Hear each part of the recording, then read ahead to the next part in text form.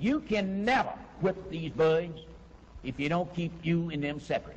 I found that out in Birmingham. You've got to keep the white and the black separate. Social segregation had deep roots primarily due to slavery and is still apparent in today's society.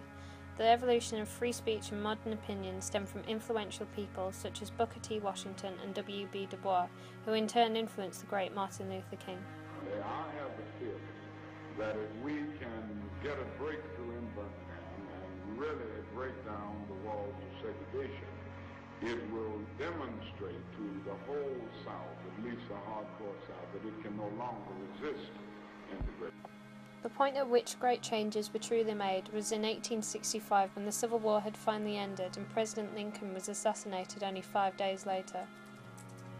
It took 2 months before the news of the end of the Civil War reached the entire of America, where 250,000 slaves were finally freed in Texas. With this came the 13th Amendment of the Constitution, which prohibited all slavery in the USA.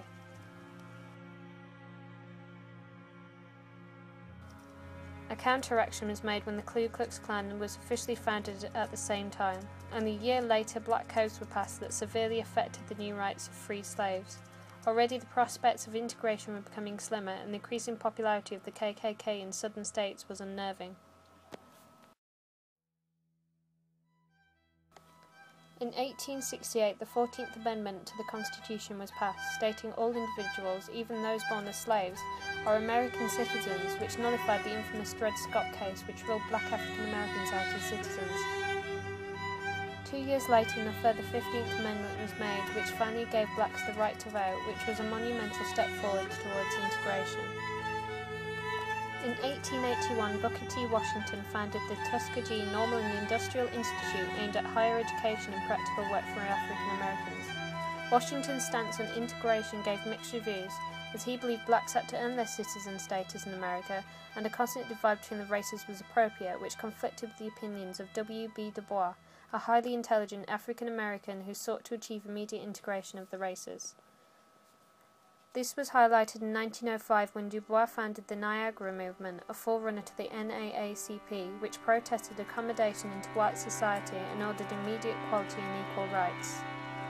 In 1909, the National Association for the Advancement of Coloured People was founded by Du Bois and others, and proved to be the most influential civil rights organisation ever begun, and had incredible influence across America.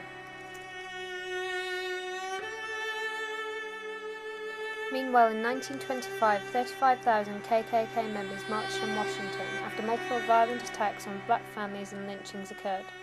Slowly, equal rights were slipping their way into society through the actions of others. In 1930, the League of Struggle for Negro Rights was formed, and African-American Jesse Owens won 4 gold medals at the Olympics.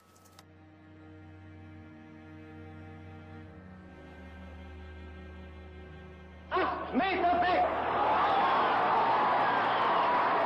1940, the Second Great Migration occurred when over 5 million African Americans moved to northern states to find jobs and escape the atrocities of the South. By 1945, the Second Reconstruction, better known as the Civil Rights Movement, was underway, although a lot of progress still had to be made.